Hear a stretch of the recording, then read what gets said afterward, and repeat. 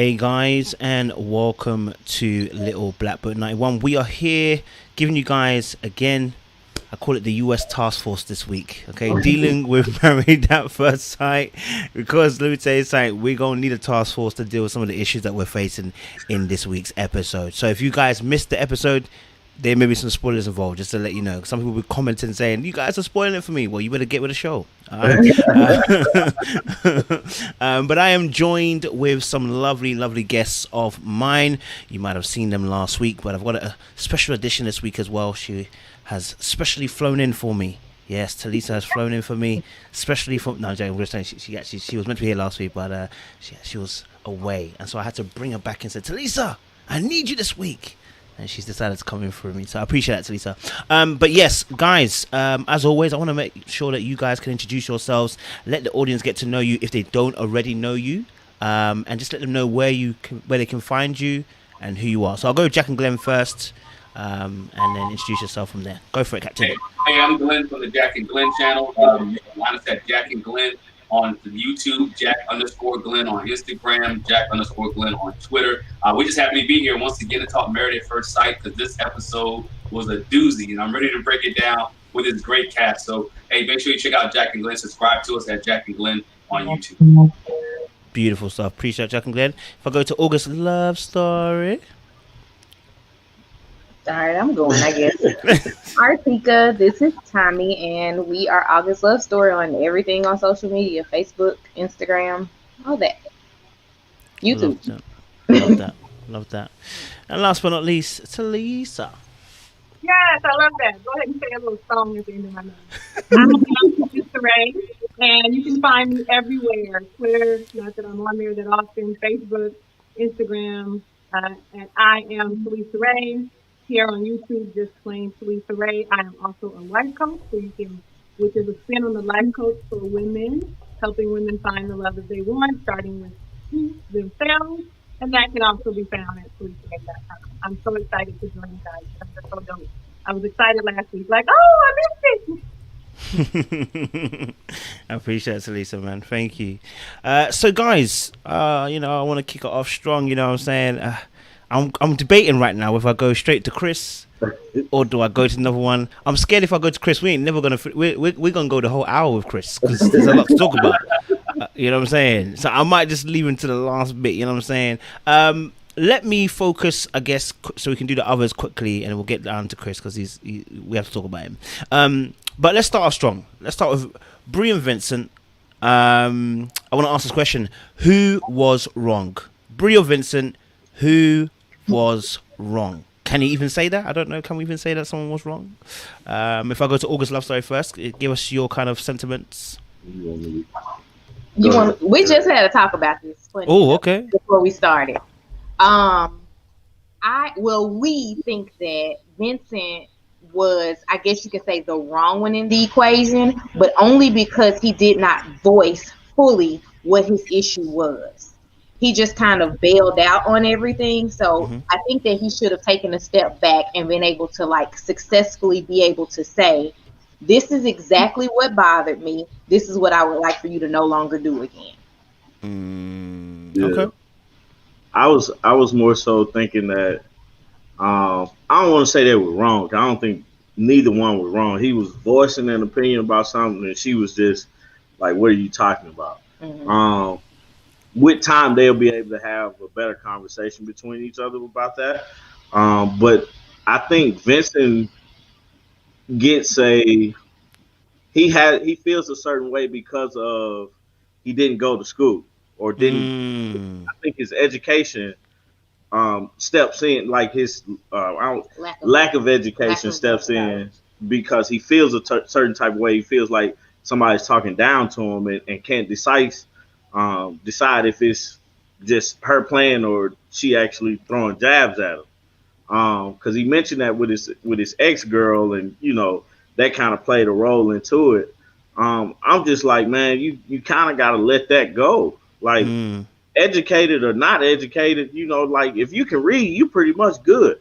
That's the way I look at it. But I think that has something to do with how he reacted to what she said. So, Hey, good points. Good points. I appreciate August love. I appreciate that. If I go JacnGlen.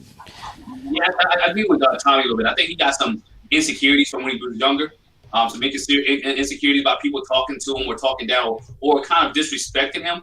And so when he got to this point now, when she said something, I think it's built up from the little things that were happening over the honeymoon. And so if you heard it in the scene when it first opened up, she's like, you might want to shave or cut your hair.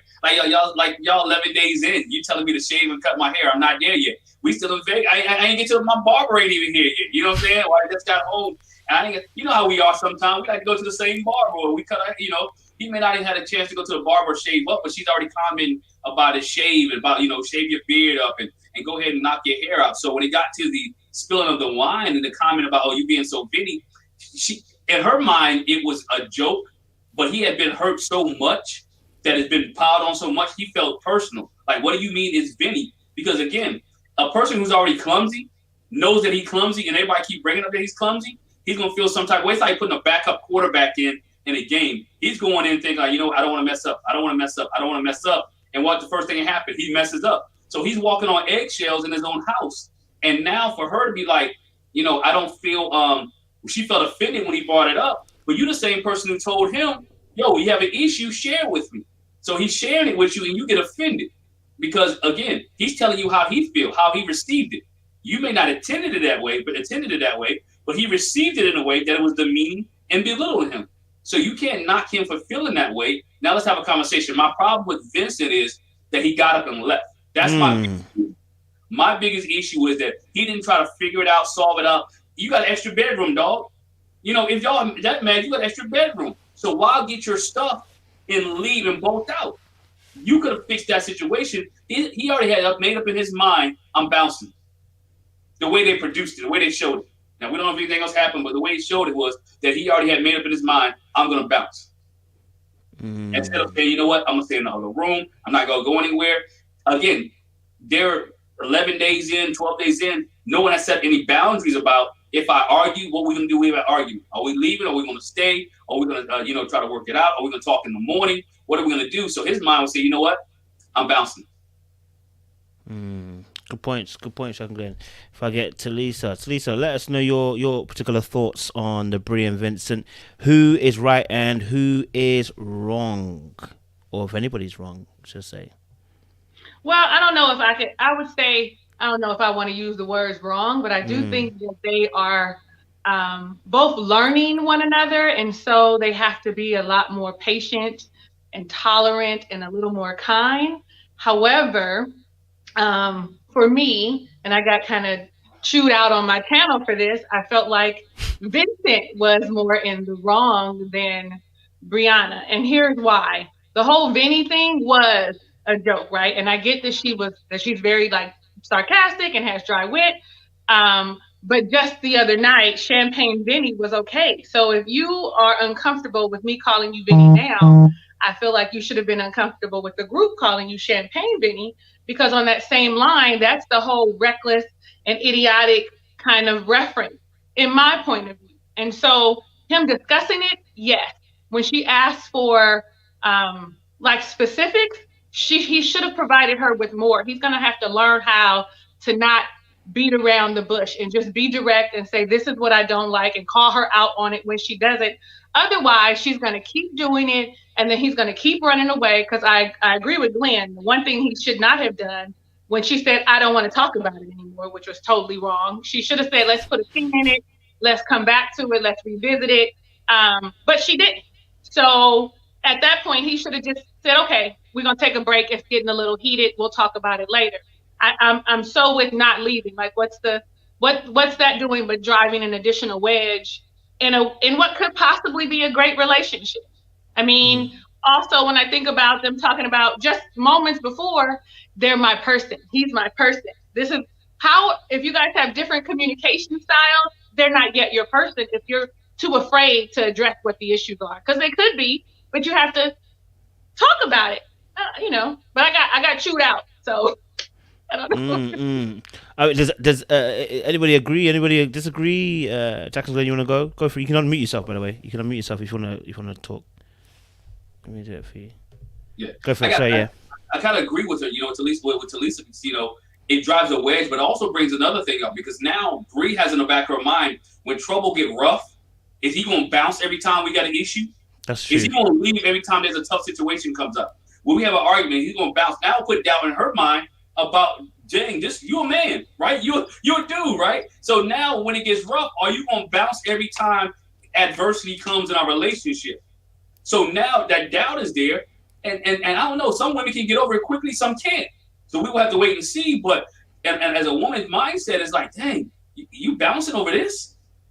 Like you bouncing over this? So what happens if something serious happens? I ain't gonna see you for days.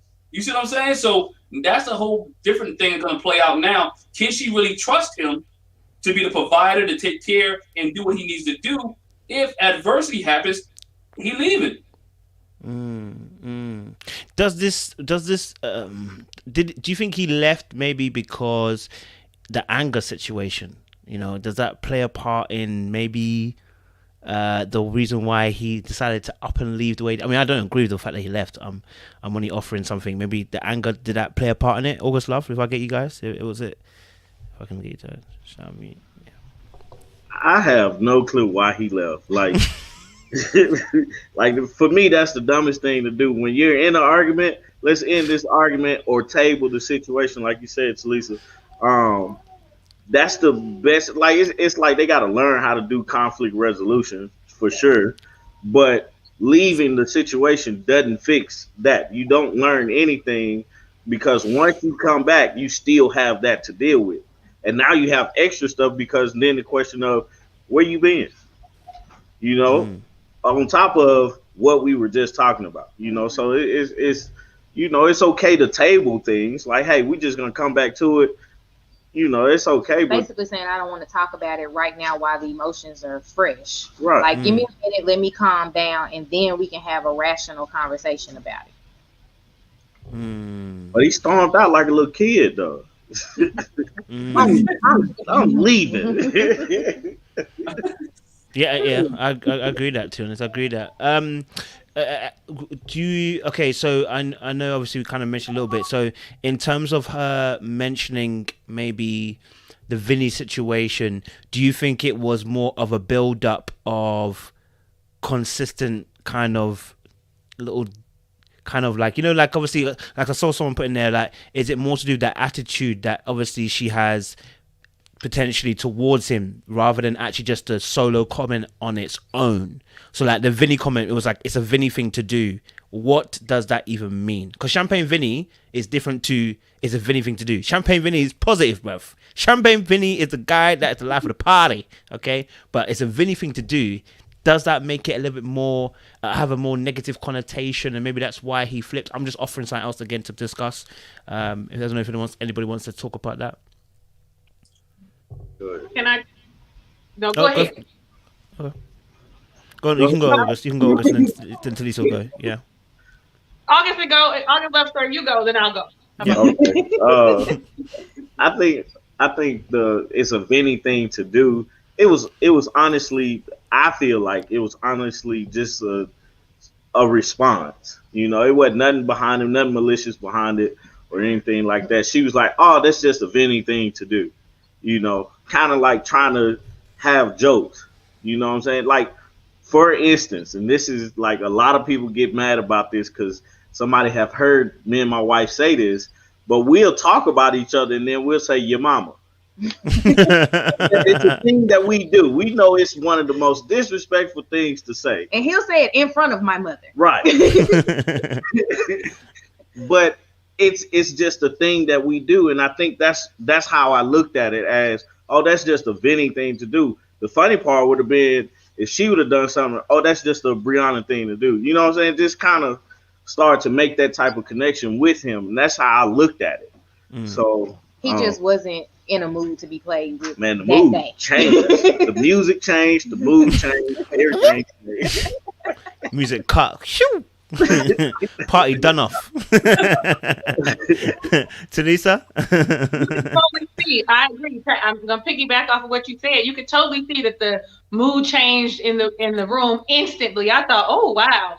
But again, I feel like it was just, she was just filling dead space. You know, sometimes you just fill the air with whatever because you don't want it to be awkward or silent or, you know, or whatever. But I also think that he is a bit of a hothead. I do think that all these little things that he feels are demeaning or belittling to him are just adding up. And so him not vocalizing it, he is a ticking time bomb. When they talked about I don't want to snap back, I thought, oh, well, what does that mean? And what does that look like? Snap back? Are you violent? Like what are we talking about here when we say snap back? So I think that he definitely has to open up his mouth and start saying, I didn't like when you did that. But I don't like it. I'm embarrassed, you know, and then be on her end. She needs to be receptive of what he's saying, right? Needs to acknowledge him so that he feels heard and seen and say, you know, I'll work on it. I didn't mean it that way. I'll work on it.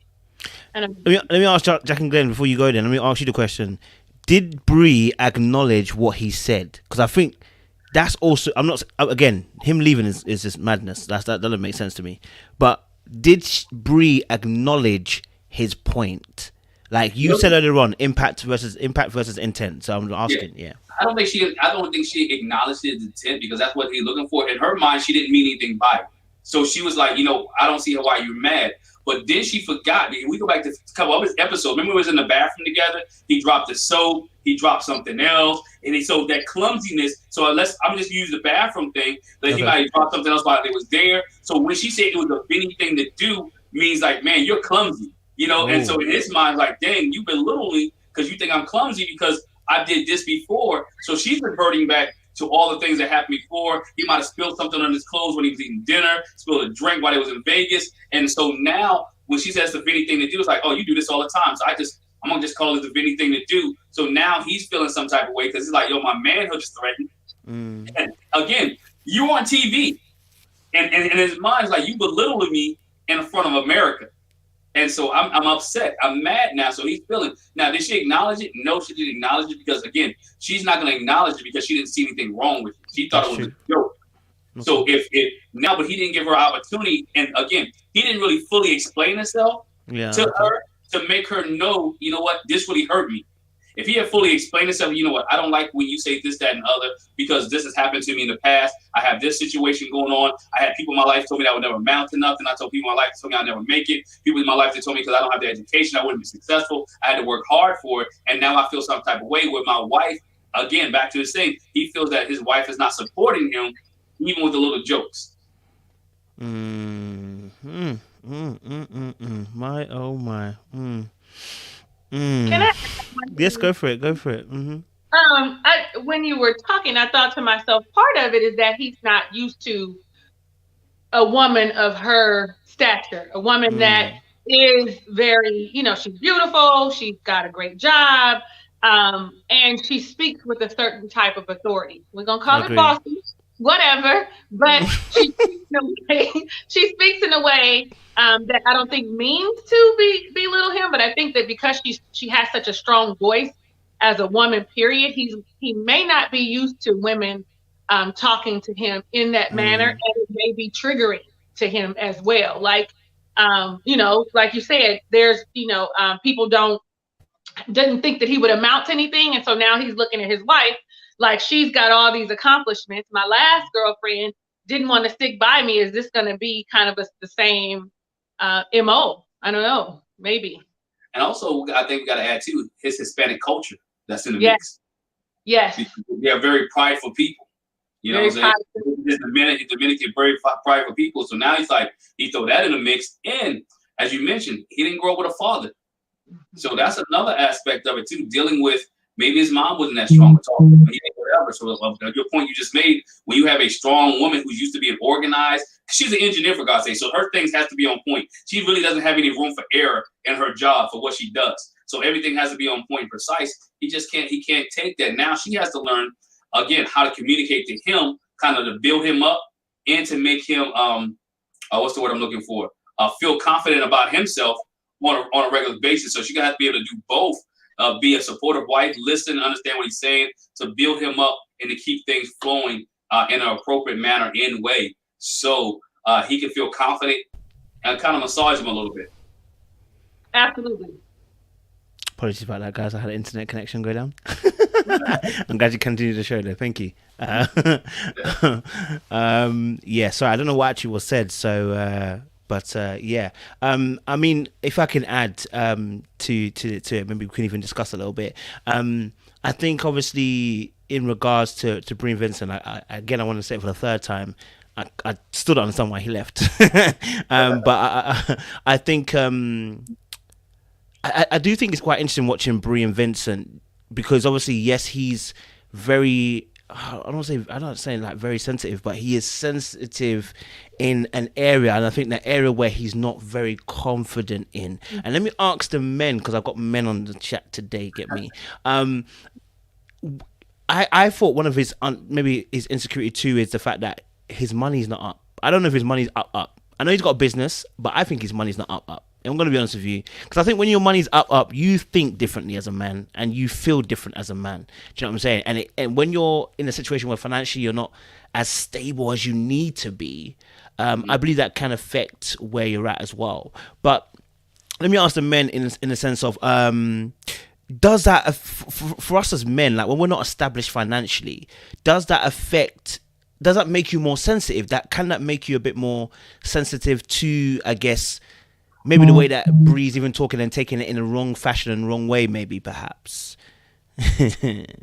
August, I'll let you go first, man. I don't think it should like have anything to do with it. It's been plenty of times where, like, one point in time I was fired from a job, and Artika had to like take care of the bills. You know, it wasn't a humbling thing. The roles of our relationship didn't change or anything like that. We continued on as business. We just had to make sure a roof was over our head. We had food, lights, water, and internet. You know, and so we had to make sure those things came about. But I mean, I don't feel like that should have anything to do with, like, for me, it's not an ego thing. You know, if I make more or she make more, at the end of the day, we got to pay bills. We live together. We got to make sure that we're keeping forward with what's going on. So, yeah, I mean, it's the same thing with me. It's not an ego thing. You know, Jack will hear, she'll tell you in our whole marriage, she's made more than me. Not, you know, whether it's by a little bit or a lot. You know, she's made more than me because of her education and what she does. So it wasn't an ego thing. I still provide. We still take care. Well, again, it comes in the same, I mentioned last week, it comes in the same corporation. It's in the same house. It's in the same company. It's in the same building. Doesn't make me feel any less than a man, because I still grind. I still work. I'm still educated. I still have the degrees. It's just the field that I'm in. She makes more. So now what happened is we are both power couples together. So we realize and recognize it doesn't affect me as a manhood thing. I just continue to keep grinding and get where we at, because we understand the end goal. It is us together. It's not individually her, not individually me, but it's us together. So when we hold each other down, again, if I lose a job or she loses a job, we're still going to hold each other down and maintain that. So it makes you grind even more to come up to that level. It doesn't make you feel insecure, because you know you can take care of what you need to take care of. Again, the four walls. So if you know who you are in yourself and you're doing the best you can, it shouldn't make you feel insecure, because that's your grind. And that's your hustle. Now, if you sitting there playing video games all day and you ain't doing anything, right? Then there should be an issue, right? There should be a con, because you ain't out there grinding, you ain't out there working. So now there should be an issue, and you're like, man up or do what you need to do. But if you out there and your best is what you're at, you're fine. And I think you got to realize that. Look, let's stop looking at it individuals. And I know a short time, but when we put this thing together, whether you make 80,000, I make 50, that's 130 coming into the home. Y'all should be able to, I don't know your lifestyle, but you should be good. Okay, so let me ask second question to the guys. I know this, I want to hammer it a little bit. So Bree actually said from early on, she wants a man that makes more than her. That she may not have told him, but does that energy carry over into a relationship and how you handle yourself when you actually have that discussion about who's making what? So, because you guys have spoken about a very good scenario where it's healthy, where you guys have established a good foundation of working together, right? But we're talking about 5 days in, and then you find out someone's energy is, I want a man that makes more than me, and if he doesn't make more than her, does that create a certain pressure for us men now looking at the situation? And does that provide some level of insecurity on our part? Because you're talking about a very good, healthy situation where your partners are cool. You know what I'm saying? Your partners are cool, blood. Yeah, but I don't know. Maybe well, yeah, Jack's not here, but yeah, it does though. If you got a guy who's already insecure about himself, and that comes up, and he feel like he can't provide for you. Again, we didn't say what he was making, but his lifestyle, based on what we see, looked like Vinnie was doing pretty okay. You know what I'm saying? And we looked like he was doing okay for him. Now we don't know what she's making as an engineer. We can imagine she's making close to 6 figures, if not, and what she does. So if he's not up to the 6-figure realm now, what she has to ask Vinnie is, and he has to sit down and have a plan and a goal. Hey, what is your ambition? What is your earning potential? And what is your earning potential in what you do? And how can we help you, or how can I help you achieve that earning potential? It's a way to do it without making him feel insecure or less than a man. And I guess she has to learn, if that's what the conversation she's having, she has to learn how to do that, because you still want him to keep his manhood and security about himself, because you don't want him to get down or bounce like he did. You're going to have to talk him up, so keep him motivated to get that earning potential up. And knowing the profession he's in, I think he's a car broker. There might be some good days, there might be some good times, and there may be some lean times. That's a sales industry. There's some times where you rolling good for 6 or 7 months, and there's some time where in the sales industry you're down. But those 6 or 7 months he's rolling, can we balance it out and be able to budget so when he's weak, I can cover the act back in him. What are you saying, August?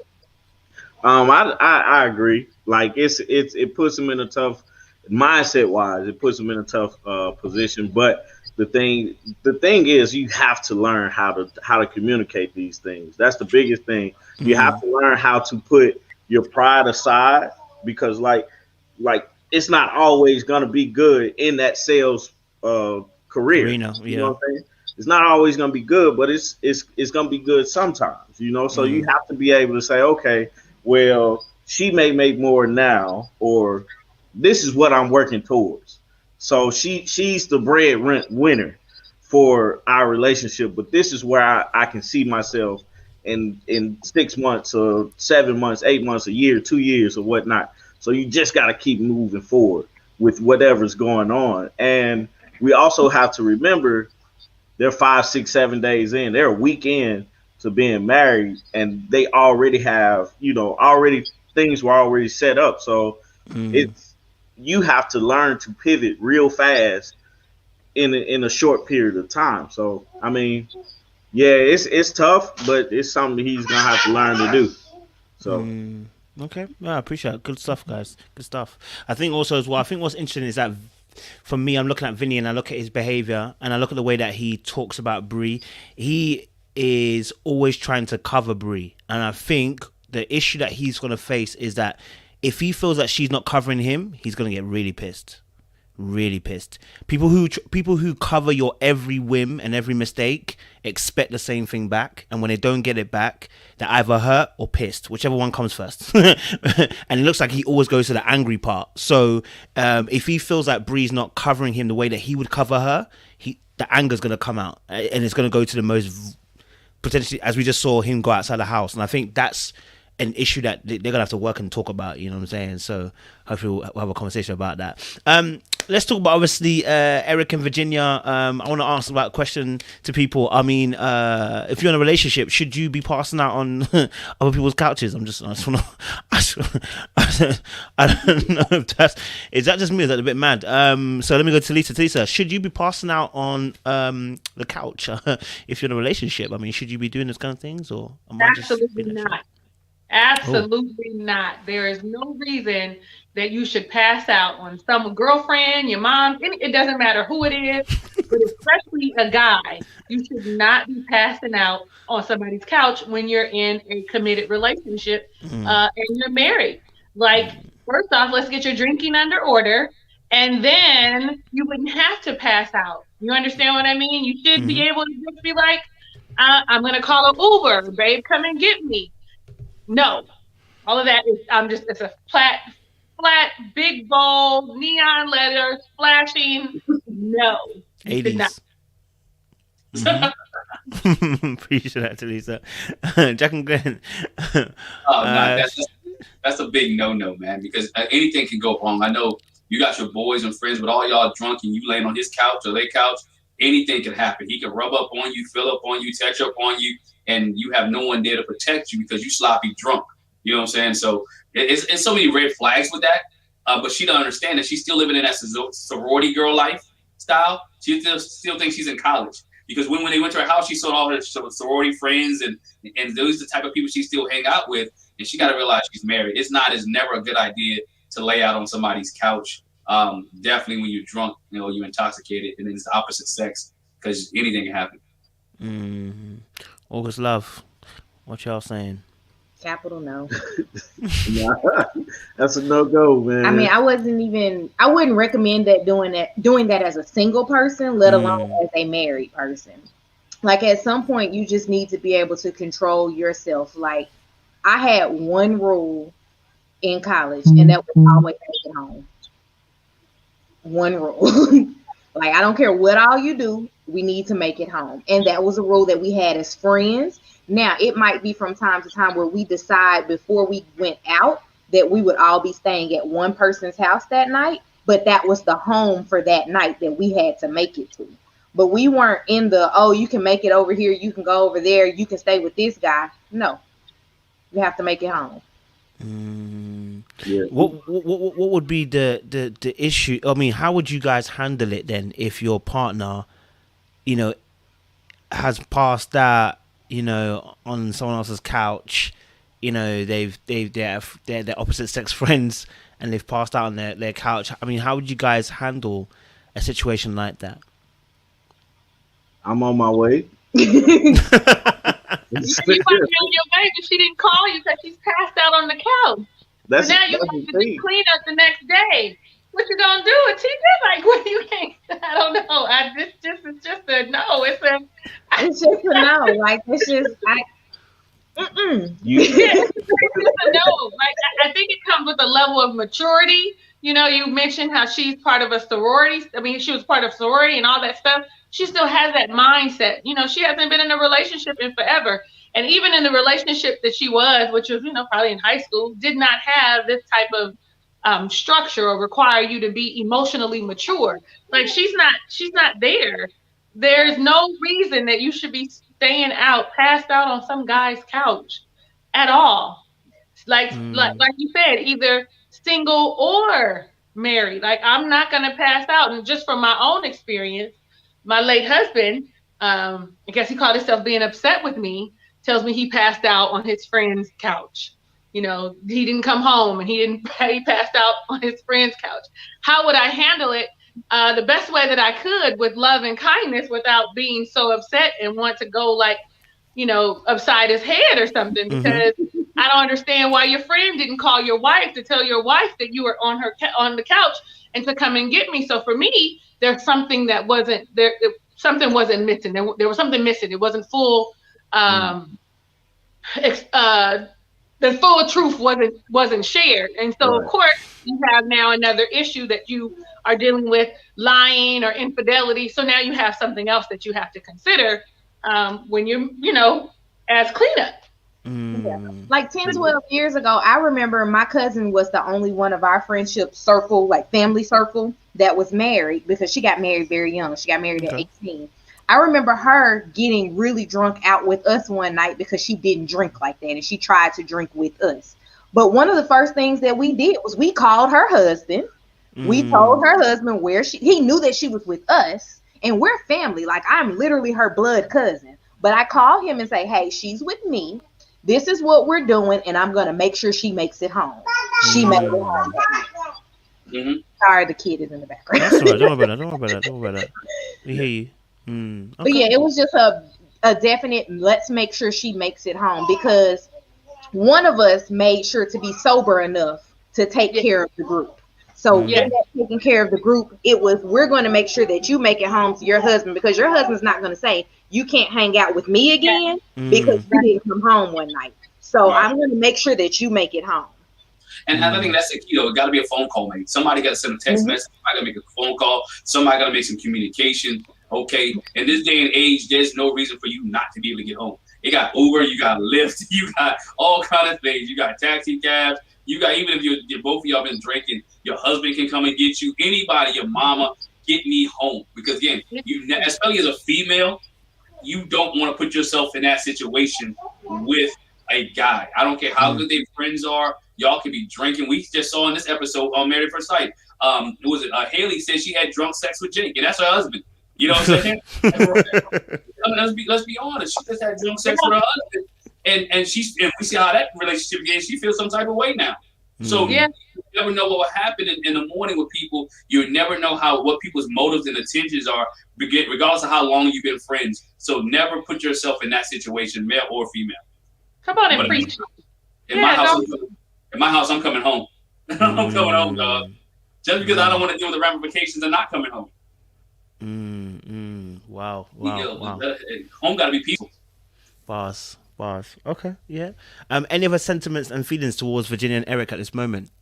Was there anything else that stuck out to you in terms of their relationship? So that whole it's almost like a father-daughter relationship, especially in her eyes, because she seems to think that checking in is an issue, that's something that you do only for your parents. But no, you do it to people who care for you. I want to make sure you're safe. I want to make sure. And again, you drink so much that I definitely need to know when you're leaving, because you might get a DUI, you might get into an accident, somebody might snatch you up. There are so many things.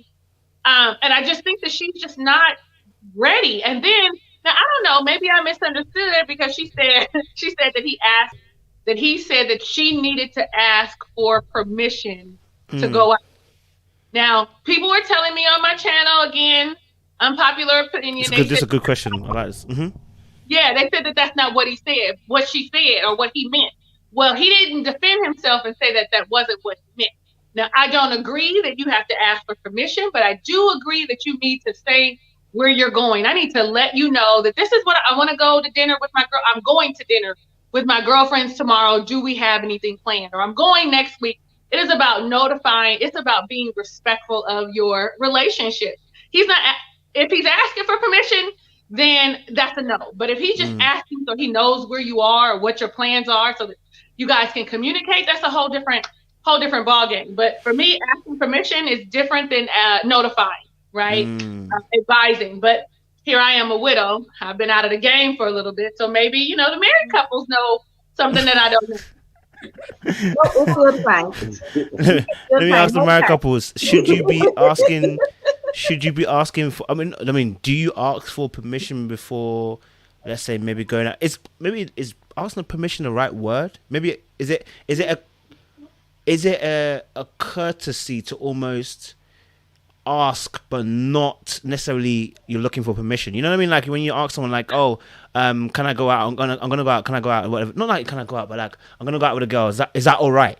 Right? It's a question, but necessarily it's not really a question. It's rhetorical. Like I'm going, but can I go out? It's almost like to kind of put it out there. I don't know. Is that still a problem though? That in relationships, is that how it goes down in marriage? I don't know. I'm not married. I'm single. So someone talk to me. Oh, if I go August first, and I'll go JacnGlen. Sorry. Well, for us, before having kids, it was just I'm going out. Do we have anything planned? Or what are you doing this weekend? I think I'm going to go and do X, Y, Z. Now that we have a child, it's more so, hey, what are you doing Friday? Because I need you to watch Lily so that I can go do this. It's not necessarily an asking of permission. It is a making sure that everything in your house is in order. Cool. Oh, okay. Yeah. So I wouldn't say we ask for permission. Like he will notify me that he's going to do something, but it's not the day of. It's always a few days in advance, and it's always letting me know what he's doing, where he's going, and giving an approximate time frame for when he'll be back. Now there are times like he goes over his friend's house, they hang out, they start watching a fight or whatever it is that they're doing. That may run longer, but it's always a text message conversation in that too that says, hey, I'm out. We're doing this. I'll be back. And as long as you're checking in, okay. But I am quick to say, have you lost your mind? And that's on a 30-minute time frame of what are you doing? Like I will text him and say, are you dead? And he'll be like, no, what are you talking about? I just haven't heard from you. Like if he leaves work and goes directly there, are you dead? You didn't tell me you made it. That's it. That's all I need. Yeah. That's it. Okay, I respect that. Yeah, Jack and Glenn's. That's the same thing I'm about to say. You know, check in or asking permission. By the way, we got to check our schedule. You know, we have kids. So it's like, okay, who's watching this one? Who's watching this one? Okay, we both can't do it. We got teenagers. Somebody may need to go pick this person up right here because they got practice or something like that. So it's not necessarily asking permission. I check in throughout the day because I'm driving throughout the day. I'm driving a lot because of what I do. I'm different places. You know, by the way, I'm going here. By the way, I'm going there. Just in case you need something, you know where I'm at and how close I am. Just in case something happens, or if you need me, you know where I'm at. You know what I'm saying? So you never know what transpires. And most of my schedules are the same every day. So it's not necessarily permission. I mean, if I fly across the country because of work or just hang out, yeah, you know, by the way, is it okay if I be gone next week? You know what I'm saying? For the whole week. To me, it doesn't mess with my manhood to ask because I know we have a lot going on. And I think it becomes a manhood situation.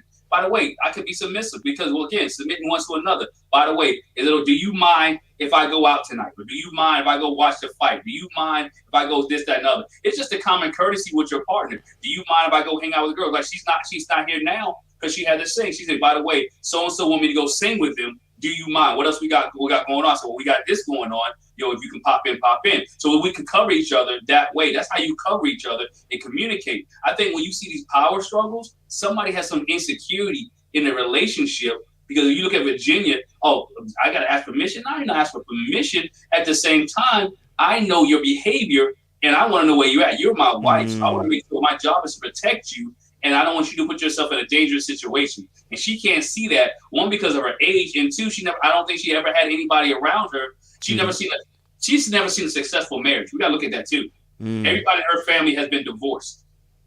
She has never seen what a successful marriage or a good marriage looks like. So she's basing it off her reference. And her reference points are not very good right now. Oh, I like that. Bombshells. I like it. Let's talk about, obviously, Clara and Ryan. The cupboard situation. What do you think about Clara and Ryan? I don't even have a specific question. I just know the cupboard situation was a bit peak. What do you think about Clara and Ryan? If I go to Talisa, Clara and Ryan, what were we saying about them? What was your sentiments? What was your thoughts? What did you think about them? I don't know. I'm a little on the fence with Clara and Ryan. Just a tad. Number one, I think that Ryan is not being like his whole self, right? He's not showing up as his whole self. Like, he is partly afraid of what you might see when you see me as I am. Sort of like the cupboard. You keep the cupboards closed and you don't see anything. It looks nice and pristine. You open up the cupboards. I show you who I am. You're not going to like what you see. You're not going to like this person that I'm hiding under structure. That's just my thought. But then you have Clara, who is also not being her full self because of what she thinks that Ryan is going to think. You know, she already thinks that he wants to control her, but I don't think that he does. But she is kind of like, she's a lot, right? To me, she's like a lot. Like, it's a lot. She talks too much. It's a lot.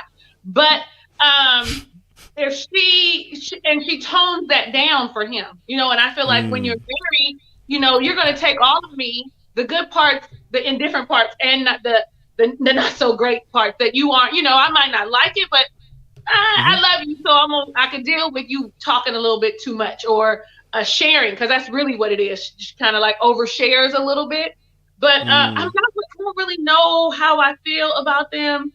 I don't know. I think religion's because I missed y'all last week. So I'm going to say, I think religion's going to be a big issue. Yeah. I think that kids are going to be a big issue for the two of them. And I'm hoping that it plays out in front of us, right?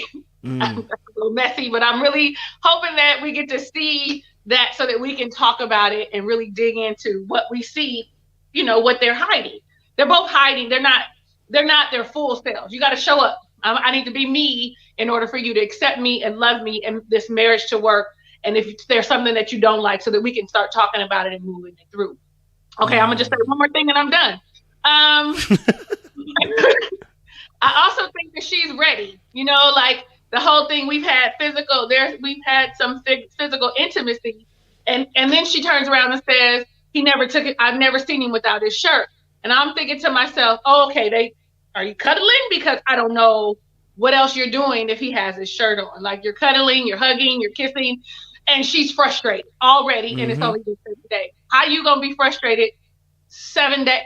7 days. It's only been 7 days. You should be able to hold yourself together for 7 days. He might make her wait like 4 weeks, but nevertheless, you should be able to hold it together.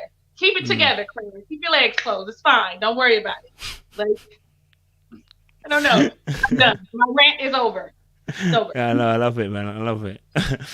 Jack and Glenn, if I come to you then and then go to August, what were you thinking? Like, Clara and Ryan, I want to ask a specific question. They haven't consummated the marriage. As we think. But as we think, right? They've done something because they said they've done something. Right. When you go back to the previous episode, she said he doesn't want us to talk about our sex life. Yes. And so if you don't want us to talk about our sex life, if you just intimate or y'all just hugging and cuddling, why can't you say that? Unless you did something. She was lying in some way. Either she was lying to the girls or she was lying to Pastor Cap. See, there's a lie somewhere, because when you was also like, he doesn't want us to talk about our sex life, but when you talk to Pastor Cal and we hasn't consummated yet, well, that's not what you told the girl. So there again, it just like the covers. It looks one way on the outside, but when you really open it up, it's kind of messy on the inside. He's a private person, so he doesn't want anybody to know what's actually going on in his relationship. Again, hence the message or what she was saying. You got loose lips. I need you to keep that back. I need you to keep that tight. I need you to keep our relationship together. We thought he was just talking about, the Chris situation, but I think he was talking about their whole relationship. People only what we want to give them, and I don't want everybody into my business. And so let's keep it as private as we can, because we're on this show, and I need you to work with me here. We can do whatever, but just work with me here. And again, it looks good on the outside, but on the end, when you really open the cabinets, open the door, there's some things broken and sloping, and no matching glasses, cereal boxes getting ready to fall out. He got some stuff messed up. So their relationship is like that as well. She wants to really be involved. He is involved with her, but he wants to keep everything on the hush. It's kind of remind me of, remember Luke back in a couple episodes when Luke was like, they had a code word for intimacy was kissing. He didn't want nobody to know they really had sex. So I think that's where Ryan, in my opinion, Ryan is at, that he wants everything on the hush.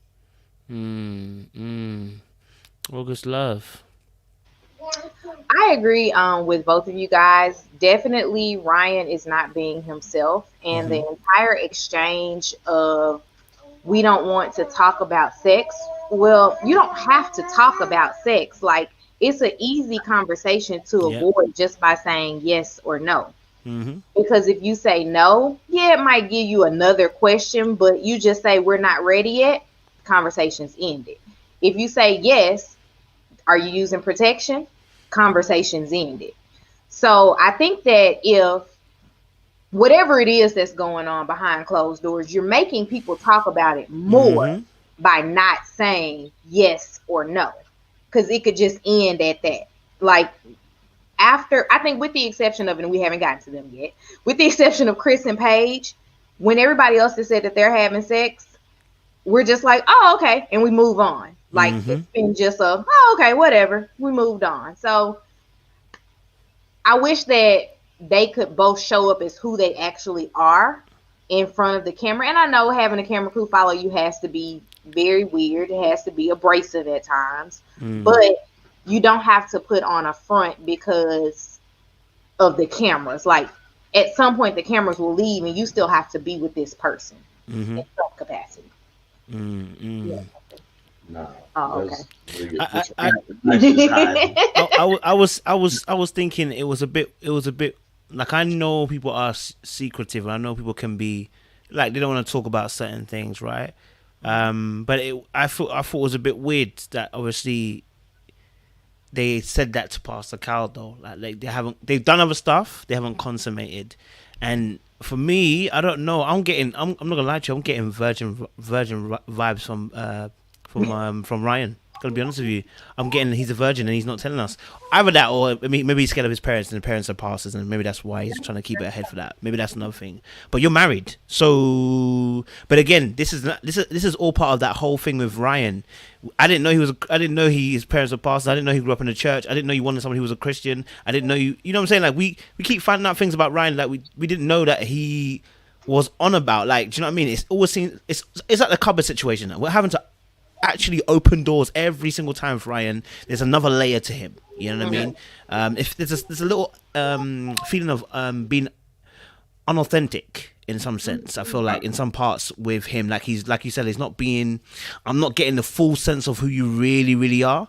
And I'm wondering now if that whole, like, I don't want to talk about my relationship and kind of be private, is more controlling rather than him being personally more private. Do you know what I mean? I don't know if anyone wants to kind of add to that if they feel differently or. It might be a little controlling the relationship that he likes to keep things. Remember, he's concise and he's concise and calculated. So everything he does, I think he thinks it out. Okay, if I can do this, let's keep it together. Again, we may look at it this way. Something I just thought about. It might be he might know his performance ain't good, or he might be not confident in what he has downstairs. You know what I'm saying? And he doesn't want to be able to show that or be intimate with her yet. Again, maybe it goes back to his upbringing, as you mentioned, his parents being pastors, and him not staying in love. That he really want to make sure it's the right thing in order before him and her sleep together, to make sure that it's going to work out, make sure that it's going to stay. They're going to stay together. So it's a lot of, like you said, it's a lot of layers with him, and he's kind of low key. He doesn't say much. Even with the situation with Kristen, he doesn't say much. He just wants, again, private person, and he wants to keep things to himself. And I think he is a tad bit controlling because he likes things certain way. But he's passive aggressive with his controlling behavior. Oh, passive aggressive, yes. Okay, August, what's your thoughts? Controlling or just private? Talking about Ryan. I don't think it's a controlling thing. I think it's a sense of I have to keep a certain appearance, and that's all it is. I have to keep a certain, like, people have to look at me in a certain light, and you're not going to change that as my wife, right? As my wife, you're not going to change that, and I mean, it's gonna come to a head, man, because they're so different as two people, you know, trying to come together. Like, they'll figure it out, but I don't think he's controlling. But I can see where, you know, it looks like he's trying to control his narrative, not necessarily her. So she is part of the narrative. Yeah, that's a good point. Which I don't understand. Like, most of the time, like, you come on, you've seen this show. Yeah. Like, that's my thing. You sign up for this show. Why is it that you're trying to hide things? Right. Like, you sign up for it. Like, you're asking for it. You're asking for cameras to follow you for 8 weeks of your life and follow everything of your life. Right. From you taking a shower to having sex with your spouse, like, everything of your life is, like, out there. So I don't know. I don't know. It's weird to me. So, Talisa, controlling. I actually like what August Love Family said about he's not controlling, but trying to control the narrative. And with that, I'm going to wholeheartedly agree. Absolutely. He wants to control the way he is perceived, he is viewed, especially with his family, his parents being pastors, especially with him not necessarily owning his blackness. Like, all of those things are things that contribute to wanting to control, like, the narrative, how people see me, how I'm well put together and packaged nicely. Like, anything other than that is not true. So appreciate it. Haley and obviously Jacob, before we get to Chris, Haley and Jacob, I said I'm gonna say this line. Haley gives me Karen vibes through and through, right? Karen vibes. Like, when she said she hadn't eaten for 2 days, I just wanted to throw my TV away, you know, literally. But what did you guys think of Haley and Jacob? Like, what was your thoughts in regards to, I mean, they had a really, obviously, conversation in the house that went a bit left, I guess. But what's your guys' thoughts? Like, what's your guys' thoughts? I'll start with Talisa and then work my way around. You know, one thing I'm really proud of Jake for speaking his truth.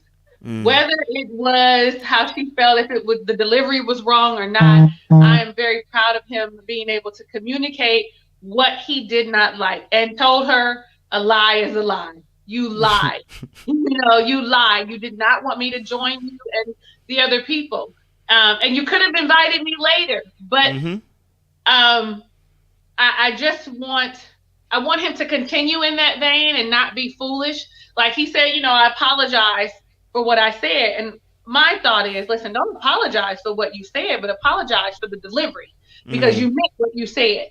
You meant that you were intentionally avoiding me being or wanting me to be around. It's what it is. Apologize for making the assumption that she has a boyfriend back home. That's fine. But don't apologize about the way you feel. You feel like she's pulling away, because she is. Everybody can see it. Don't apologize for that. That is a truth. And I need her to get out of her own way. Like, she does seem, I don't know, somebody has said that she seems to think that she's better than him. Some part about her is she has an air as if she's upper echelon or part of the 1% that can shun him because he's a little different than her. I need her to understand that that's not who she is, right? Number one. And number two, to be honest, that you don't like him. You just met him 7 days ago. Just saying, you know what? There's some weird things about you. I mean, it took Pastor Cal to pull out the fact that you didn't like the 80s stuff. Like that was like pulling teeth. But it's more than just that, because they've always been intimate. And people like you, I'm sure like I know. Once if I like you, once we're intimate, I want to spend more time with you if I enjoy that type of company. She didn't. She wasn't. She didn't like it. She don't. It wasn't correct. It wasn't good. I don't know how it wasn't good. As some men, I call it lazy doodle. She was drunk, so she don't know. She said it. She said it. It was drunk. She was drunk, so she don't. She did. She said I was drunk. She doesn't recollect. She don't understand. She don't know. That's why you should not have drunk sex the first time ever. That's why you should not have drunk sex the first time. No. Yeah, ever. Very, very true. August Love, what's your guys' thoughts? I mean, what's your thoughts? Haley and Jacob make me want to just sigh when I think about them. Like, give a sigh out and then start. I think that Haley has stopped trying. And unless she starts trying, they may as well have not even ever moved into the neutral home together.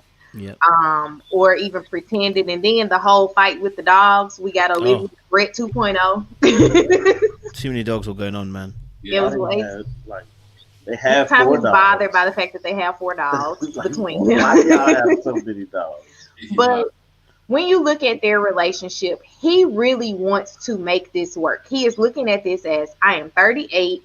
This is my shot before I'm 40, which I guess he thinks 40 is some magical age to be married.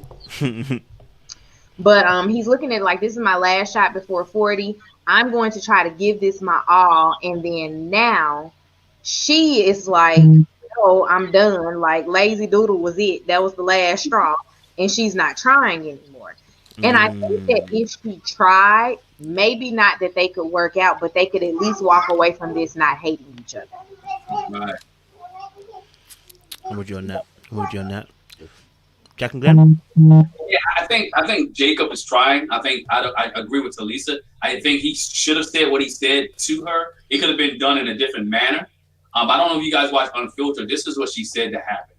On Unfiltered, she said that her, Virginia, and Clara was all going to meet downstairs, and they met Eric in the elevator. Eric like, oh, by the way, let me come too. Then Eric called Ryan, and Ryan was like, well, I'm coming downstairs too. And so when they got down there, it started out to be girls, but then the guys joined in later. And then when he comes down, they didn't really scatter. Ryan and Eric said they didn't scatter. It was just like, okay, dog, here you are. And he felt some type of way because he felt that she lied. Now that's what she said on Unfiltered. Hey, you take it for what it's worth. They didn't deny the story. Eric and Ryan kind of collaborated her story. So I tend to believe that it happened that way, but he was already in his feelings anyway, that he felt like she didn't like him. So he made up in the narrative in my mind, hey, guess what? This is what it is. They all met up. She met up with them and they scattered. I think she wants to try with him, But then again, there's some things she might like about him. But when he caught hitting that 80s stuff, when he talk about bringing his neon lights and he still got a cassette player, he got a members only jacket. When he starts doing all that, she's like, I can't even relate to the 80s. To me, that's a big age gap because this dude is talking about the 80s and she like, I don't even know none of that. I don't have nothing to do with that. And so I think that's a big gap with them too. And then she has a hard time communicating with him about how she really feels. And so he'd make it again, when you don't communicate, you leave the other person to create their own narrative. And so he's creating his own narrative that she don't like me, she don't care about me, she doesn't want to hold hands. It's like I think one of you just said it. It took Pastor Cal to pull out for her to talk about the 80s. It took Pastor Cal to pull out that her love language is not touchy-feely. You know what I'm saying? So now since he got this information, he should understand it's really not. Now she could have been lying that her love language may be touchy-feely, but again, she ain't been in a relationship in 7 years. So she really may not know what her love language is. And so with that time span of not being in a relationship, she had forgot some things. I mean, you figure she's 20, I think 28, so her last relationship when she was 21. And so you still a kind of a teenager, teen bopper. Now you got this other guy, a grown man, his last shot, he's mentioned 40, his last shot trying to be married. I need to get married, I need to have kids. I want to bring somebody into my little beach house. I want somebody to chill with my neon lights. He's looking at this as being, he got all in on this. He got every chip in. And this, like, you know what, I'm going to follow the process. And why can't she follow the process like me? And so if he doesn't give the same thing that he's given, he feels some type of way. And then on the lies on top of that, he's like, yo, it just ain't going to work out. So he went off. And he apologized. But again, at the same time, sometimes when you can't take back what you say. Yeah. So she's already feeling some type of way, and you dropped a bombshell on her. And she said it. You just pushed me further away. And so now we only got like 6 or 7 weeks left, and you might have to try to reel her in 6 or 7 weeks. But she like already 2 weeks out because she hates your guts. She can't stand. According to you, she can't stand to be around you. You're already sleeping. Think about it. They're already sleeping in separate rooms. Yeah, he's not about it, bruv. So he's not playing around with her. That's the thing. He's quite militant about it. You know what I mean? Yeah. I kind of like his militantness. I think Paige could use a bit of that. You know what I'm saying? Like, yo, listen, regulate the thing. You understand? Because I would say personally, from hearing from the audience already knows me, boy. Me and Hay don't get on. Like, I don't like her behavior, and the reason why is because she's not honest. I don't like people who try to shield behind excuses. Like, you just gotta keep it true. Number one, you went downstairs. You could have texted him during the course of the night. You didn't. He then came downstairs and found out. Yeah. So if you're saying people came along with you to the party, it happens in real life. You go out. You were going out with your girls. Some other people came along. You at that point then should communicate with your partner. But you didn't want him around. So don't pretend as if you wanted him, as if it happened by mistake. It doesn't make a difference whether they came by mistake or they were invited. You didn't want him around. That's the killer point right there. Yeah, be honest and tell him, I'm not gonna lie to you, I wanted my space, and when they came along, I just didn't want to text you because I still wanted my space. It happens, right? It's all about being honest and communicating. But then she tried to lie and then flip it and then gaslight him with the whole, I haven't eaten, it's making me sick. I haven't eaten for 2 days. Like, that's like what the Karen does in the park to the black man, where it's like, after she calls you a nigger, and it's like, oh no, oh my god, no, like, oh, and then flips it onto you by saying, oh my gosh, like, I feel so bad and sorry. And like, what? Like, you did this thing, like, own it. Why are you trying to gaslight the brother? That's my only issue with her. Like, I personally think she doesn't like him, if I'm honest with you. The sex was trash, and that finished it completely, right? That was the ending note of their relationship. Like, she probably tried to save herself. And look, I don't agree with it, but I understand the thinking behind it. You think to yourself, one last gasp, maybe to save the relationship. Maybe the D is good, and then maybe I will start to see him differently. Yeah, and then when that failed, it's like there's nothing that can save it now. We are going down the slope, and I'm not sure how I'm gonna bring this back. Yeah, so all that stuff about the 80s, even that, I don't even think that's even the issue. Like, she just doesn't like him. Yeah, and I feel bad because it's 10-year gap. It's too long. I think it's too big for her. I think her friend said it too, though, that she doesn't like hurting people's feelings. Yes, but she's been hurting people's feelings since she's been on the show. You think about it. She's been hurting people's feelings, and you call her Karen. I really think, this is what me and my wife talked about, I really think, how Jake would search to the house? I think he was searching to see if he could find some men stuff. I think he really believes that she had some another dude. I think he was really searching for stuff because he went through everything. Think about it. He went through the drawers, he went through the closet, he went through the suitcase. It wasn't like your normal. He was like really looking for something that was searching there. And I like you said, I think the D was trash. She's hurt by it. They have nothing in common. And at the end of the day, she know what? I'm riding my 8 weeks out. I'm gonna get my check and I'm gonna call it a day. Absolutely. But she didn't like him from at first glance. If you think about when they got married, she didn't like him when she saw him. She was not attracted to him day one. So it was over day one because it was, we don't even communicate. Like we don't have any chemistry. We have nothing in common. Day one, she was out. Now you and your little dog Chloe is trying to bite Sophie, so it's a no. Like my dog is my life. Like so, forget it. Like We're saying August, so you about to say something? Go for it. No, I just want to know what's his infatuation with the 80s. Like I was born in the 80s. I was a toddler in the 80s. He was 8 at best when the 80s ended. What is the connection? E.T. E.T. That's all I got, though. That's it. I'm gonna stop right there. That's all I got. Maybe the Breakfast Club, maybe. It's like, what is the nostalgia? Because you were literally 8, so that means at best you remembered 5 years of it. But like Pastor Cal told me, like there's some things that need to change. If he wants the relationship to get where it needs to be, Pastor Cal told me there's some things that need to change. You may have to change the 80s a little bit. Come to the 90s or 2000s a little bit. Move up a little bit if you want to maintain this relationship. I think I'll go on a limb and say I think he'll fight for it until the end, but I think she won't put much. I don't think she'll put forth much effort.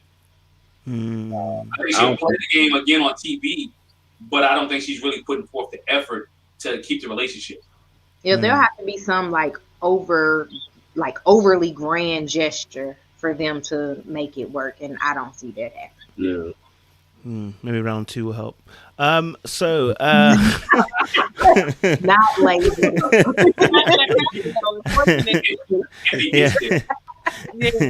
Maybe they'll have some sober stuff. So finally finishing on, I guess, the couple that everybody wants to talk about, everybody wants to hear about, is the Chris and the Paige situation. Like I don't know where to start because there's a lot. It's kind of stressful talking about Chris and Paige. I feel overwhelmed. I feel tired. But we're going to talk about them. So Chris and Paige, we obviously saw the conversation with Pastor Carl that she had, and also Chris then came late, and it kind of gave me Brandon and Taylor vibes all over again. That whole late entry coming in on Pastor Carl again. But it kind of gave me that kind of vibe. But what was your kind of, I guess, thoughts on the situation with Chris and Paige? What was your thoughts on that, man? If I go to August, because since you're the last one, so August last. First off, it's like, what's wrong with Paige? Like seriously, like something like somebody needs to tell her to look at this situation from a standpoint, look at it from the outside in. You know what I'm saying? Like, you obviously, this dude has told you he wants to get a divorce, and the one thing that bothered me out of the whole episode was he whispered in her ear, and she just like, okay, like I accept that. Why is it okay for her? Why is it in your mind okay for you to accept a man like that? You know what I'm saying? Like, you have all these things going for you. You're an accountant, you're a realtor, you own your own property. You don't actually need him. So he says he's afraid to fall in love with you. And that's what it takes for you to be okay with the situation. Like, no, you should hold yourself. You should have higher standards for yourself when it comes to the men that you talk to and the men that gets your time. Because, I mean, that's the most valuable thing we have to offer anybody is our time. So for this man, for you to sign up for this show, this man treats you the way in 7 days. Like I said last week, he apologized in 3 times in 4 days. Like it's for that that's all the time that he needs to have with you. Man didn't come home and spend time with you. He went to Chicago Now he's saying he want to get a divorce. Then he's saying he wants you to sit down and talk with his ex-girlfriend, ex-fiance, maybe current girlfriend. And he's saying he still loves her. But then he's telling you he's afraid to fall in love with you. So it's frustrating to look at it. And it's like at this point, I'm not even looking at Chris because Chris is giving us what Chris is gonna give us.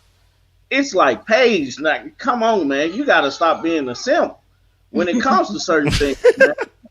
You have to stop. You know what I'm saying? So that's my take on it. I just got two things. Go for it, sis. Go Merc for it. on Chris's face made me want to pop him in his mouth. And the second thing is, if you tell me that you don't want to be with me, I'm not even taking marriage into the equation. If we have been together for 7 days and you tell me on day 7 you don't want to be with me, we can be done. I don't know you. You don't know me. We can be done. I don't need to talk to your ex-girlfriend. I am done with you. Don't call me again unless it is a divorce attorney asking me to sign some papers. That's it. We don't have to talk to each other anymore. Whispering in my ear probably would have got him hit. Sorry, y'all might call me violent, but it probably would have got him hit. That just would have been the anger bubbling up in me of him. Basically, he's playing both sides. Because you know when he went to Chicago, he had sex with that girl. Of course. I don't know what she thought he was there for. So why are we playing like this didn't happen? You had sex with me and then you had sex with this girl. So we're going back and forth. We can be done with this. Don't call me anymore. Don't text me anymore. Actually, reach out to an attorney on your behalf for me. Like, we don't need to have any other discussions. Like, we're done. Period. I don't understand why she's still going through this. And that part of it is troubling for me because she keeps putting things on God. And there's a lot of things that we can put on God, but that ain't one of them. Come on now. That's just not one for me. That's all I got. Teresa, what do you want to say? Talk to us. I do. I have so much I want to say. But I'm going to piggyback on what you just said about that's not one of the things that God has ordained. Then in my next thought process, I thought to myself, I don't want to say that she's weak, but something doesn't click. And this is probably a pattern. And so just maybe it is ordained by God so that you could get slapped in the face and understand that your value and your worth is not connected to a man. And you don't need, like, you're beautiful. You've got stuff going for you. Then I'm all like, where's your mom? What did she show you when you were growing up? Why do you think that this behavior is okay? For 5 seconds, I was like, go, Paige, go. Like, you know, when she called the producers, it was going on. I was like, yeah. 5 minutes later, I was like, I know you lie. I know this is a lie. I know that you are kidding me. Like, I was excited that she was going to, like, run it. You know, she had Pastor Cal speechless. And I'm like, he come walking in the door. And I just thought, there's nothing about him that says to me that I am so attracted to you that I'm going to put up with this nonsense. Something just is not clicking. She wants this fairy tale, this be married. I don't know who she's seen it, what television show, because even television shows I have Chris out, right? Like, I don't know what she is seeing that is making her feel like this is okay. And then you brought his luggage home too, sis. Carl, after he went to Chicago, he wasn't going to take his stuff with him. You was spurred a moment impromptu. You know what? I checked in for this flight, but I'm gonna transfer and go to. And so you said, okay, well, I'll get your bags. No, your bags will be waiting for you in security because they would have thought it was a bomb because it was unattended in the airport. Like, I'm just so confused and conflicted because I want all Black women to have successful marriages, right? I want that for you. I want that. I want you to be happy. I want you to be healthy. Like, I want that for you. But sis, this isn't it. And I don't understand how you don't see that this man does not value you. He didn't value you from day one with his old shit, right, at the altar. Like, you felt it, discomfort. We would think that you would have just said, you know what? It's okay. One last thing and I'm done because my whole spirit just gets all anxious. her. Like, it just gets all like up in an uproar. Like, I wish you were my friend and you were my sister, because I would have told you at the reception that it's a no. But when Pastor Kyle said, well, why did you sleep with him?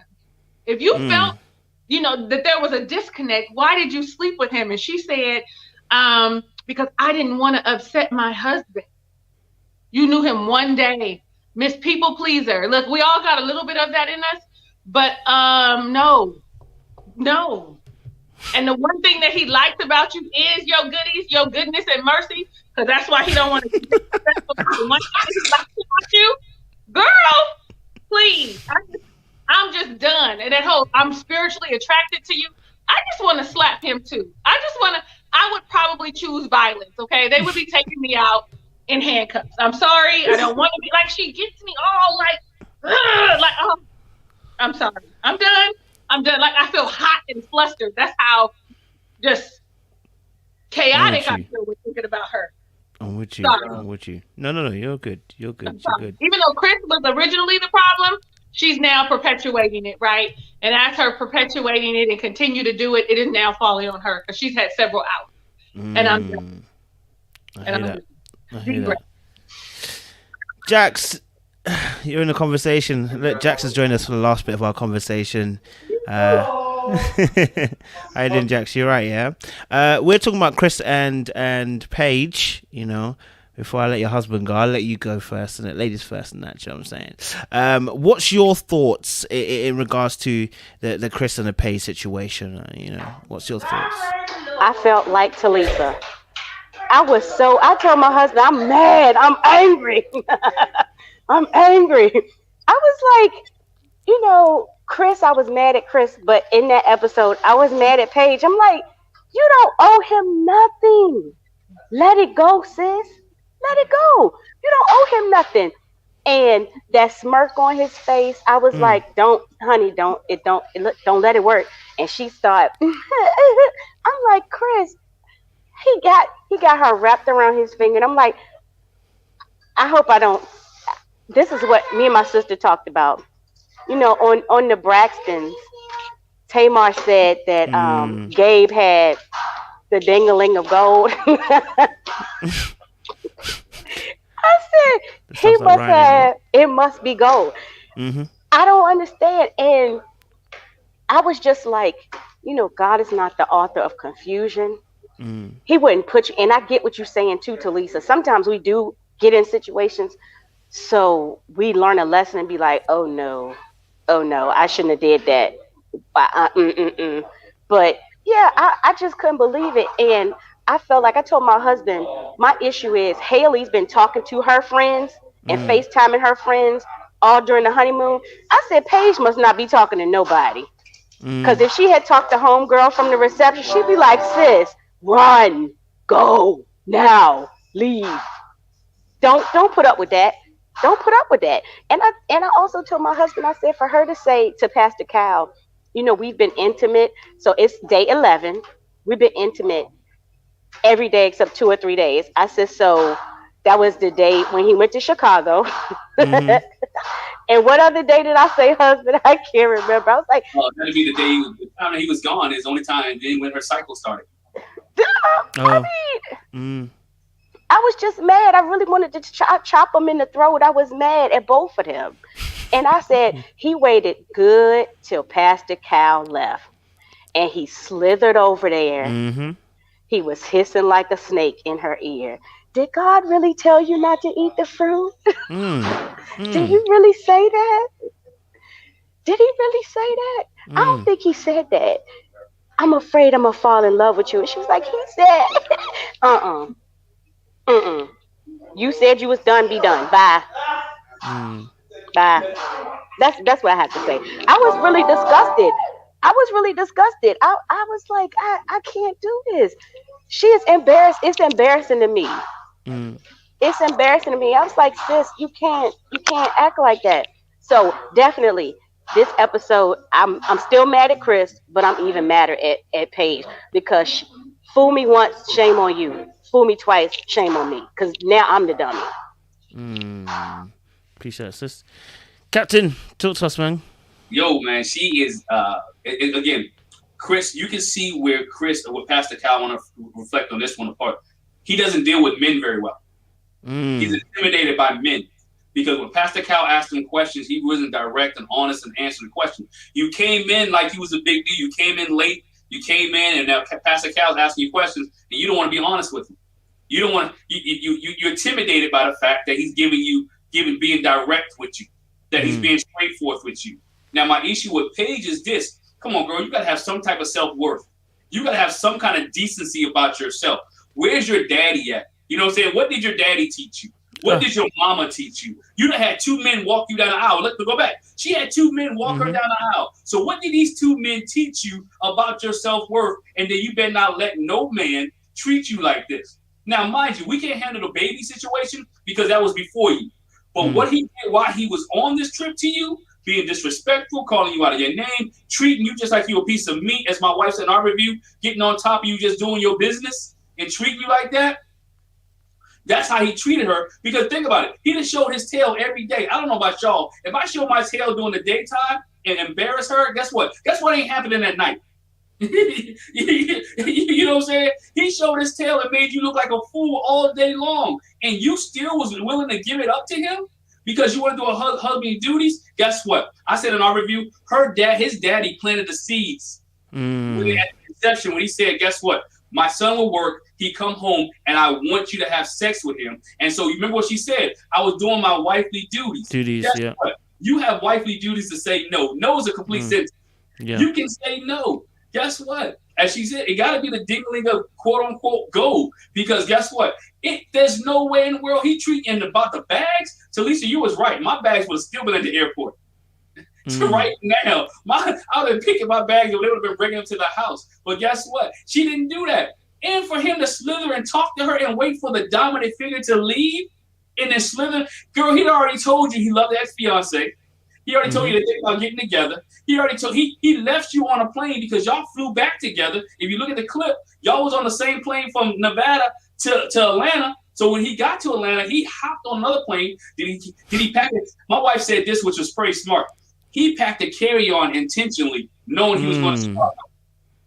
Remember, he left his other bag, so he had a carry-on intentionally, unless he just went to Chicago with nothing. So if he went to Chicago with nothing, that means you got clothes somewhere else. It's even worse. So now you moved on, and now you come back walking in here like, oh, this is my apartment. I got a key, blah, blah, blah. I'm in, and I ain't going to say, and then you can try to sleep with me? Because I guarantee you said, yo, Paige, let's go to the back. She probably like, all right. But again, she's on her cycle. She may not have. I don't know. But, and then you worry about being pregnant by this dude because God forbid, glad that you're not pregnant by him because that just would have complicated things even more with the situation. So he slithered and he talked to her, and she's standing in the parking lot like, I wish he'd come back. Like, can you come upstairs? Like, what's wrong with you? Where's her brother at? Because her brother was hard doing the scenes beforehand. Where's your brother at to tell you, like, girl, look, now, be honest. You know we ain't raised like that. You know you have, and let's not make this a church thing. All church girls ain't like that. That's true. I don't care what you. There's some marriages God ain't put together, and this is one of them. He didn't put this together. Married at First Sight put this together. You just got to have to get picked by people. This is not a God thing. Again, this is you signing up for a show and you getting picked for the show, and they matching you with somebody who lied to them and misinterpreted who he really was. And they thought you guys would match on paper. And so now you're making yourself look like a fool. And other thing, is for next week, if you meet with the ex-fiance, we ain't got nothing to talk about. Because he already told me he wants a divorce. And guess what? I'm giving this dude, we didn't bring it up. And I looked at some of, he went and already sought out a divorce lawyer. He said, I already talked to a divorce lawyer about getting out of this marriage. And he told you this before he whispered in your ear. I went to Tanika, he might have got a punch. He might got a jab to his stomach or something. Like, hold on, dog. You would let him whisper in your ear? She didn't try to pull away. She didn't try to pull away. Again, it's a difference between being respectful and being a fool. Yeah. 100%. And 100%. She's showing a lot of foolish behavior.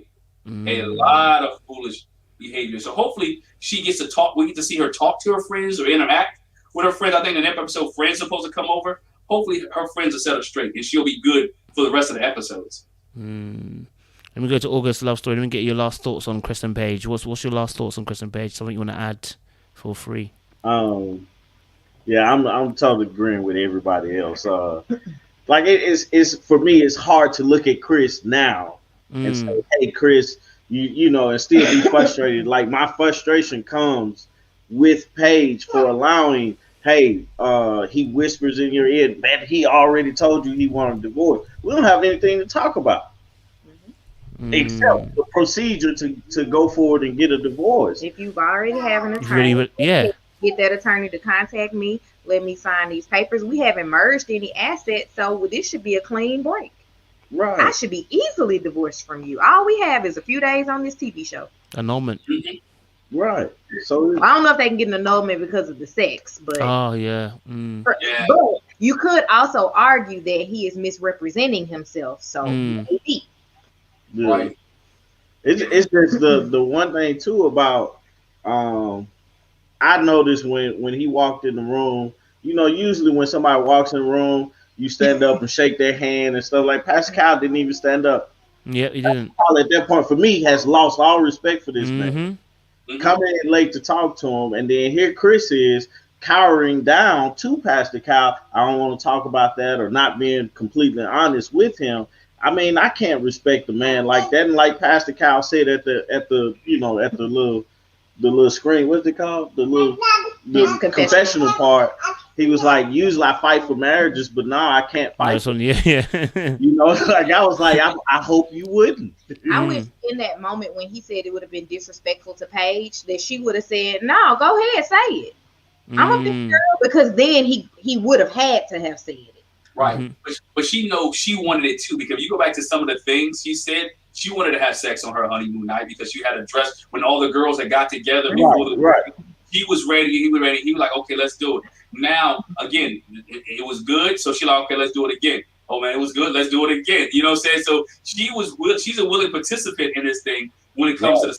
I don't want to give her the pass on this. She's a willing participant because he didn't force you to pull your stuff down and do all that other stuff. She's a willing participant. Now, why she did it, her motives were doing it. You don't have to do that because you're the wife. You don't have to. That's where the dilemma comes in. He done treated you like trash all day long, and you still want to give him goodies and treasure at night. He done made you embarrassed all day long. You feeling some type of way all day long. You feeling ashamed to be around the other girls and have conversation, but yet you'll go home and try to please this guy who ain't treat you right all day. I mean, what that say about you as a woman and your self-worth? Again, what have you been taught where you're at? Again, you don't have to succumb to his level. He can't treat you bad and expect to get what you're willing to give. And so she got to realize in that aspect that, I'm valuable. And guess what? If it doesn't work with him, it's going to work with somebody else. So you know what we're going to do is bring me the papers. Let me sign this. If I got to be on camera like Mindy did and be in my own little room for the next 7 weeks, I'll be in my own little room for 7 weeks, whatever case I need to be. I'm going to finish this process and I'm going to find somebody else. But don't keep putting yourself through this turmoil and heartache and pain and frustration when you don't have to. And I think that's where she's at. She's like, do I have to be around? No, you don't have to be around him. It's okay to bounce. Right. Yeah. Finish. Go for it, August. Finish what you're saying. Go for it. I was saying, that's right. It's simply that, man. You don't have to be a willing participant in this foolishness. You can bow out, say it didn't work, and move on to the next thing. Participate in the things that they have you participate in. If it's a check at the end of the tunnel, you get that check and keep pushing. Like the decisions that you're making right now aren't wifely duties. Like people that are married, dated, then got married, knew each other for years, don't go through stuff like that. Yeah. It's not manipulated like that. Like, yeah, my wife can say no to the, to sex and everything, but she's still completing her wifely duties by all the other stuff that she's doing. So it's like your aspect of marriage and your aspect of what your duties are as a wife, you haven't even established that yet because you haven't got past the part of him saying he doesn't like you. You haven't gotten past the part of him calling you ugly. Essentially. So it's hard to even think that, you're thinking about it. Oh, my wifely duties, my wifely duties. You're trying to be friends with this person first. So it's like it doesn't make sense to me, and it's hard for me to be like feel sorry for her at this point, which the situation is bad. It looks bad on TV when you see her and she's by herself in the apartment and everybody else with their spouse and she's just in here by herself. She got his luggage and all this stuff. It looks sad, but it's like you're causing this. You're allowing this to happen, and how it looks on TV or how it's being portrayed on TV. You're just being simple minded and just being a follower and not standing on your own too, and allowing this man to manipulate you in a way he's only doing what she allows him to do. That's true. Yeah. And that's what I think that's what bothers me the most out of their whole situation is that she don't see. Before you go, JacnGlen, I gotta let Talisa go. Sorry. Go for it. It's okay because it's really nice to hear the fellas and their opinion about the whole situation. Because as women, we're gonna feel that way anyway. But like Chris, yes, he is very manipulative, right? He does have very horrible qualities and behavior traits. But at this point, it does fall on Paige. He's told you several times in several different ways that you are not his cup of tea, that he does not like Hennessy, or whatever it is that you aren't it, and he doesn't choose you. He's told you that a million different times, and what I want her to do is to choose herself.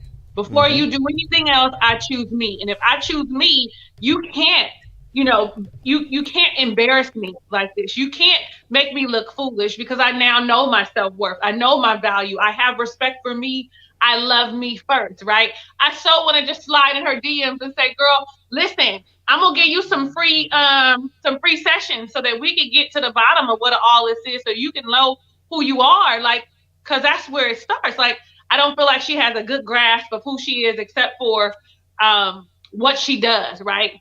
As an accountant, a homeowner, you know what I'm saying? A daughter. I don't think she knows who are you standing separate from those things. And for some reason, she equates value with being a wife, right? No, sir, no, ma'am, no, thank you. I'm a woman and I hold value. I'm valuable as a single woman, right? Solo on my own, standing flat foot in the mirror. I'm worthy of love, right? I'm worthy of every good thing that God has in store for me. Every single one. And I'm worthy of respect at minimum from you. And this man isn't it. This man that you are pining after because you are quote unquote married for 5 or 7 days or whatever is not it. I just really, like you guys said, want her to just open her eyes, right? Smell the coffee. Somebody share with her. Like, listen, this isn't it, sis. Do better.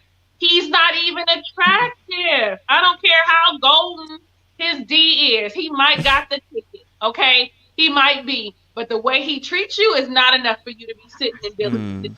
You can find something somewhere else. That's probably even better because your connection and chemistry will be there. It'll be off the charts. It's just not going to be casual sex because that's what they're having, right? So, yeah, I agree with everything you guys have said. It has been an honor and a pleasure. Like, you guys are so, like, observant and your thoughts are so well thought out. I'm all like, oh, that's good. Like, that's good. Oh, that's good. Yeah. I appreciate it, Lisa. So I'm gonna get you guys final statements. We've come to an hour and a half time, so otherwise I could drag you to 4 hours. But I want to get everybody's final statements. I really could. If you guys see the lives what we do, it's 4 or 5 hours.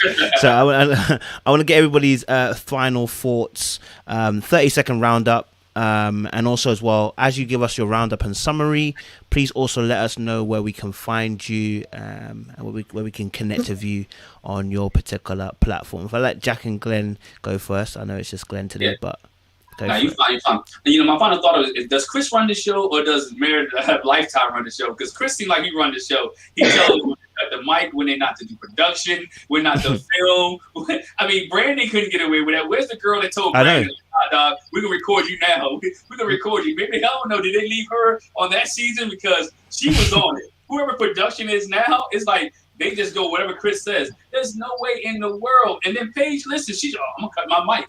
No, don't cut your mic. This is what we did because she's gonna spill the beans anyway. So just let it be on TV. What do you have to say that you don't want everybody to hear on here? But we said it all. I think Paige needs to need a man up to talk to somebody in her life. Maybe your pastor, Pastor Cal. She needs some counseling and some therapy to get some self-worth built up for herself. I think Chris just is being a manipulator and trying to, again, all he wanted was sex. He wanted to get married so he can have sex and not burn in a religious standpoint. He just wanted that relationship with her. Clara and Ryan, I think they can work some things out after they become more attentive and more, don't worry about what the perception is on camera. Haley and Jacob, I just think it's done. I think they're just totally out of it. Eric, Virginia, if she can control her drinking and allow him to be a husband and she receive it, I think she'll be okay. But Chris and Paige, they need a lot of help. And I really, in my opinion, I think they shouldn't. After next week with the fiance, that should be the last straw. If you want to follow us, you can follow us at JacnGlen on YouTube. On Instagram is Jack_Glen. On Twitter, also Jack_Glen. Just make sure you subscribe to us. It's been a pleasure, been an honor to be with you guys in every week. Lisa, is a pleasure being with you as well. Follow your channel for a while. And we just great conversation. Thank you. Appreciate it, Glenn. August Love Story. Oh, I kind of said your name, but yeah, August. Every time I do that, I realize I'm saying their name. But yeah, give us a summary and then let us know where we can find you as well, guys. Hey, I want Chris and Paige to break up. Just stop messing with each other. I want this to be their last episode. Right, episode 8 needs to be the last time. That's it. Like, just talk with Paige every now and again, so we know she's still okay.